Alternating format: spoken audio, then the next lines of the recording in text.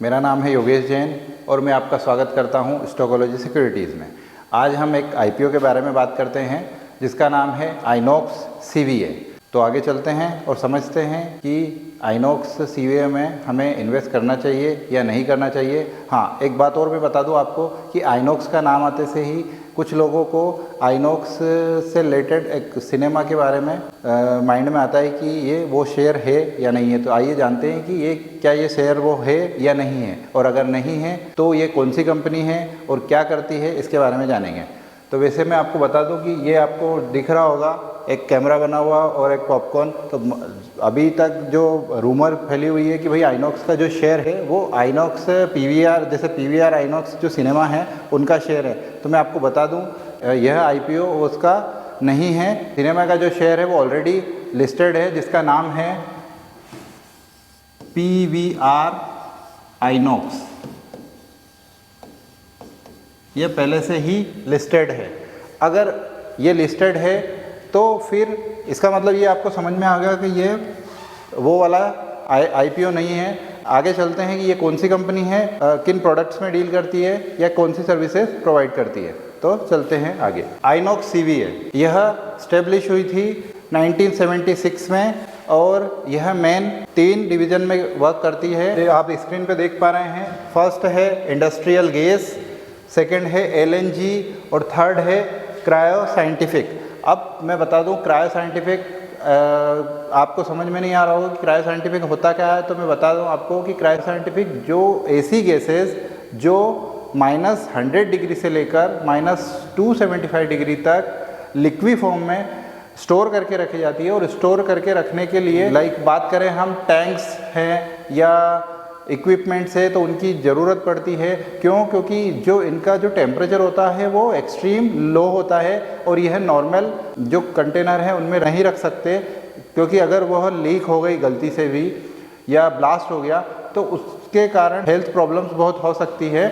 तो इसके लिए जो आइनॉक्स सीवीए है यह मल्टी लेयर्ड और बहुत सेफ तरीके से इन्हें बनाती है और सिक्योर्ड करके और इनको मार्केट में प्रोवाइड करती है।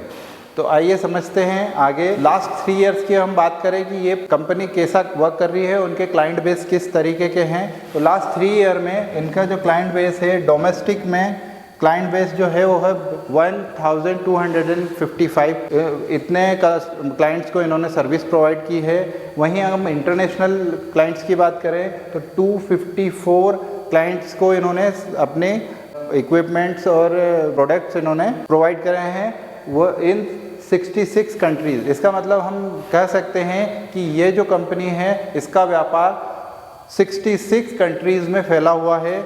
और रिसेंटली इन्होंने अभी साउथ कोरिया में भी हाइड्रोजन टैंक्स भिजवाए हैं जहां पर हाइड्रोजन को स्टोर करके रखा जाएगा। अगर हम आगे बात करूं तो इसरो के साथ मिलकर इसने जो है बहुत अच्छे प्रोडक्ट बनाए हैं। इस तरह से हम यह समझ सकते हैं कि यह एक बहुत अच्छा वर्क कर रही है या इसका जो मार्केट है वो बहुत अच्छा है। जैसा कि हम जानते हैं कि हम फाइनेंस से रिलेटेड अगर किसी चीज़ मतलब इन्वेस्ट करना है तो हमें इसका फाइनेंशियल एस्पेक्ट्स के बारे में भी बात करना पड़ेगी। तो हम आगे चलते हैं और कुछ नज़र डालते हैं इनके फाइनेंशियल डेटा पर। हम इसके फाइनेंशियल डेटा पर समझते हैं। तो लास्ट 3 ईयर में इन्होंने मार्केट में ग्रो किया है एज अ फाइनेंशियली। तो आइए समझते हैं क्या इनकी रेवेन्यू, एसेट्स और प्रॉफिट लास्ट 3 ईयर में इंक्रीज़ हुआ है या डिक्रीज़ हुआ है। तो जैसा कि हम देख रहे हैं कि रेवेन्यू जो है वह 2021 में 594 करोड़ था, जो बढ़कर 2022 में 783 करोड़ हो गया और उसके बाद में करंट ईयर में यह 966 करोड़ रुपए हो गया है। ठीक है, आगे चलें तो असेट्स की बात कर ले। तो इनकी असेट्स 2021 में 687 करोड़ थी, जो बढ़कर 2022 में 897 करोड़ हो गई है और अभी करंट ईयर में यह 1148 करोड़ रुपए तक पहुंच गई है।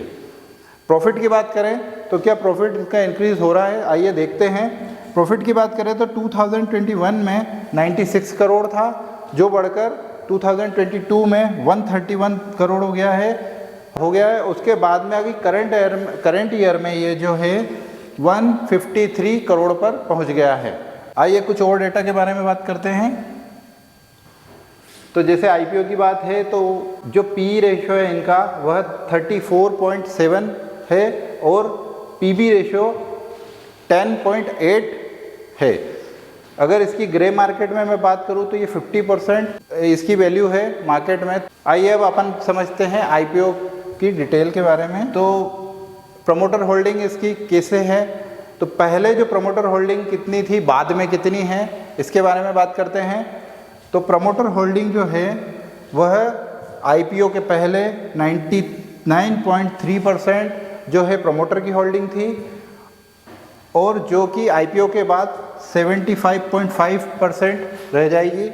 और पब्लिक की जो होल्डिंग थी आईपीओ के पहले वो 0.7% थी, जो बढ़कर के अब 24.5% हो जाएगी। आईपीओ की बात करें हम तो इसकी जो डेट है, बिडिंग डेट, वह 14 से लेकर 18 दिसंबर तक है। आइए कुछ नज़र डालते हैं आईपीओ पे।